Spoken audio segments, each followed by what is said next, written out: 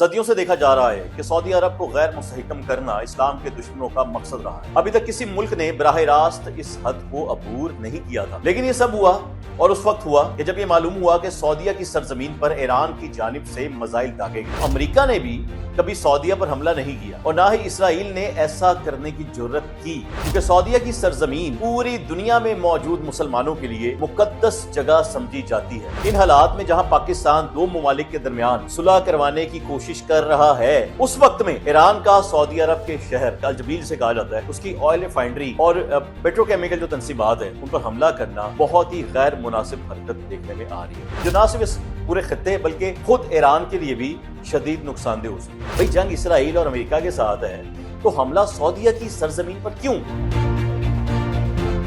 بسم اللہ الرحمن الرحیم، السلام علیکم۔ میرا جنون کے ساتھ میں ہوں محمد عاطف بھٹی۔ صدیوں سے دیکھا جا رہا ہے کہ سعودی عرب کو غیر مستحکم کرنا اسلام کے دشمنوں کا مقصد رہا ہے۔ ابھی تک کسی ملک نے براہ راست اس حد کو عبور نہیں کیا تھا اور دنیا میں موجود اس مقدس سرزمین پر حملہ نہیں کیا تھا، لیکن یہ سب ہوا اور اس وقت ہوا کہ تمام دنیا کے مسلمانوں کے لیے بہت حیران کن بات ثابت بھی ہوئی کہ جب یہ معلوم ہوا کہ سعودیہ کی سرزمین پر ایران کی جانب سے میزائل داغے گئے،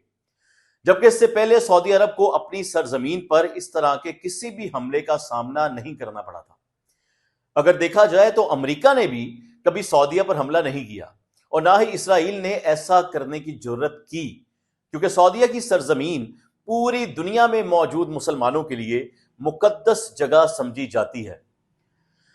جس کا یا کہہ لیں کہ جس کے دفاع کا وعدہ پاکستان نے کیا ہے۔ لیکن نہایت افسوس سے یہ کہنا پڑ رہا ہے کہ سعودیہ یا کہ اسلامی جمہوریہ ایران، یعنی کہ جو خود ایک اسلامی ملک ہے، اس نے تقریباً 1 ماہ سے مسلسل یہ حملے سعودیہ کی سرزمین پر جاری رکھے ہوئے ہیں، جو کہ لمحہ فکریہ بھی ہے۔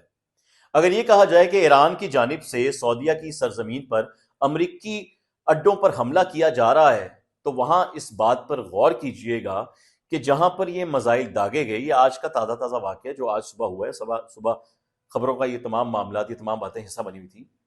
کہ سعودی عرب نے ہمیشہ اس بات کی یقین دہانی کرائی ہے کہ اس کی سرزمین پر موجود امریکی بیس ایک معاہدے کے تحت قائم ہے اور ان بیس کو کبھی بھی ایران کے خلاف استعمال نہیں کیا جائے گا، اس کی اجازت نہیں دی گئی ہوئی۔ یہ سعودی حکومت کا واضح اسٹیٹمنٹ ہے، بالکل سیدھا دعویٰ ہے۔ یہ بڑی اہم بات ہے۔ ایران کی جانب سے توانائی اور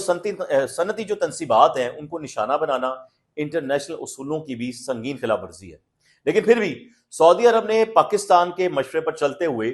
بہترین، میں کہوں گا کہ صبر و تحمل کا مظاہرہ کیا، لیکن برداشت کی بھی ایک حد ہوتی ہے، کیونکہ سعودیہ حکومت اپنی عوام کو ان کی سلامتی کے لیے جواب دہ ہے۔ وہ بھی پوچھیں گے جی ہمارے ملک میں حملے ہو رہے ہیں، آپ کیا کر رہے ہیں، ہم لوگ کہاں پہ کھڑے ہیں، ہماری سیکیورٹی کیا ہے؟ ان حالات میں جہاں پاکستان دو ممالک کے درمیان صلح کروانے کی کوشش کر رہا ہے اور پوری دنیا نے اپنی نگاہیں پاکستان پر لگا رکھی ہیں کہ جی پاکستان ہی دو ممالک کے یہ جو لڑائی ہے، جھگڑا ہے، اس کو ختم کرے گا، اس وقت میں ایران کا سعودی عرب کے شہر الجبیل جسے کہا جاتا ہے، اس کی آئل ریفائنری اور پیٹروکیمیکل جو تنصیبات ہیں ان پر حملہ کرنا بہت ہی غیر مناسب حرکت دیکھنے میں آ رہی ہے، جو اگر دیکھا جائے تو۔ اب سوال یہ ہے کہ یہ بھی امریکی اڈا تھا۔ اگر یہی حملہ کسی غیر مسلم ملک نے یا کسی اور نے کیا ہوتا تو کیا لگتا ہے آپ کو، کیا سعودیہ اس کا جواب نہ دیتا؟ اور سعودیہ کے ساتھ ایک معاہدے کے مطابق پاکستان بھی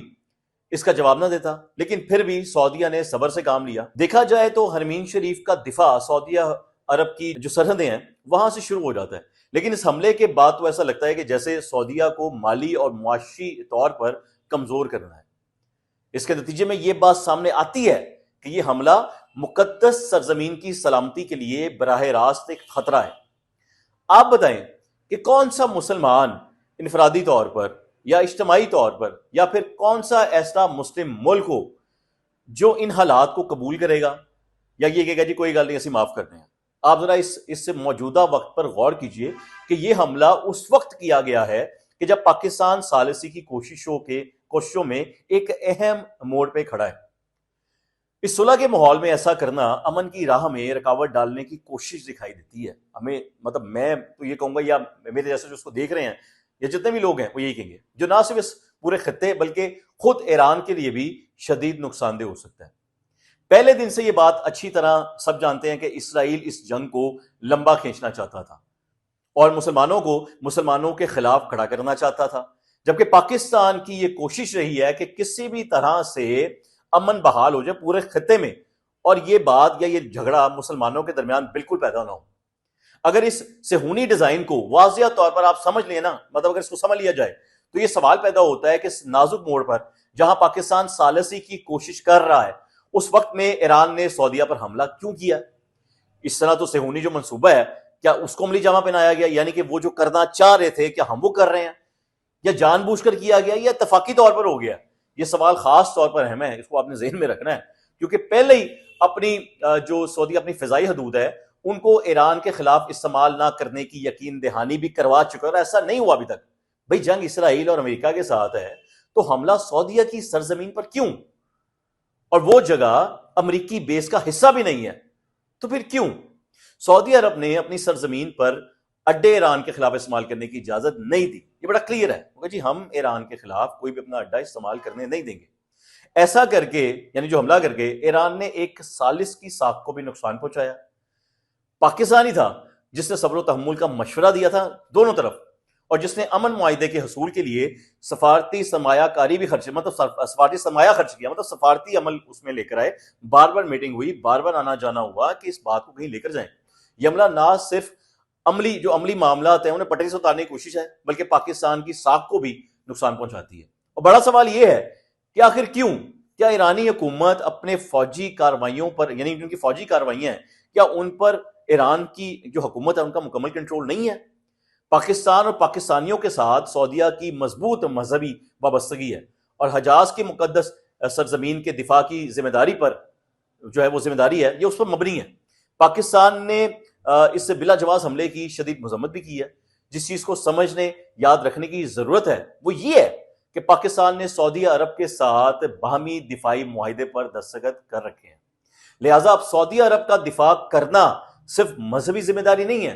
بلکہ اخلاقی اور اب قانونی بھی اس کی شکل بن چکی ہے۔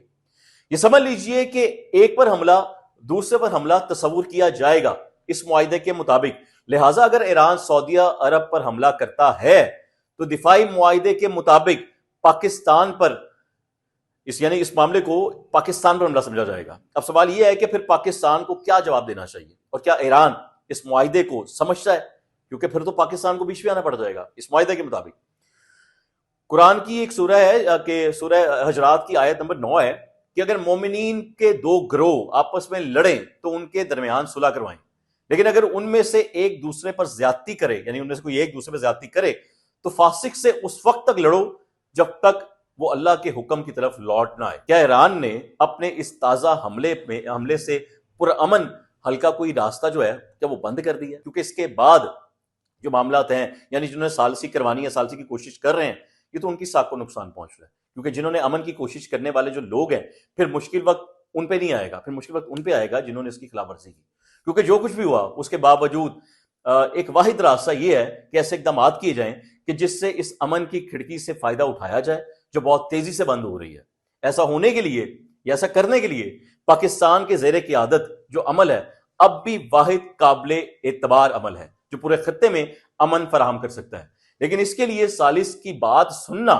اور اس پر عمل کرنا بہت ضروری ہے، اور عمل تب ہوگا جب غیر معقول حملے نہ کیے جائیں۔ تو جہاں پاکستان ثالثی کا کردار ادا کر رہا ہے وہاں ایران کو اب یہ چیز دیکھنی چاہیے، سوچنی چاہیے کہ جہاں وہ حملے کر رہا ہے وہ بھی ایک اسلامی ملک ہے اور وہ پاکستان کے معاہدے میں ہے، اور معاہدے کے مطابق پاکستان کو اس کے ساتھ بھی کھڑا ہونا پڑے گا اگر ایسے معاملات حل نہ ہوئے تو لہٰذا یہ وقت ہے کہ جب صبر و تحمل سے دونوں طرف کام لینا پڑے گا، دونوں ممالک کو کام لینا پڑے گا، اور اب ثالث کی بات سننی پڑے گی۔ یہ ساری باتیں جی اس میں اگر آپ کچھ سمجھتے ہیں کیونکہ ایسی بات جو رہ گئی ہے یا جو کرنے والی ہے وہ آپ کمنٹ کر کے میں بتا سکتے ہیں۔ دعا میں یاد رکھیے گا۔ اللہ حافظ۔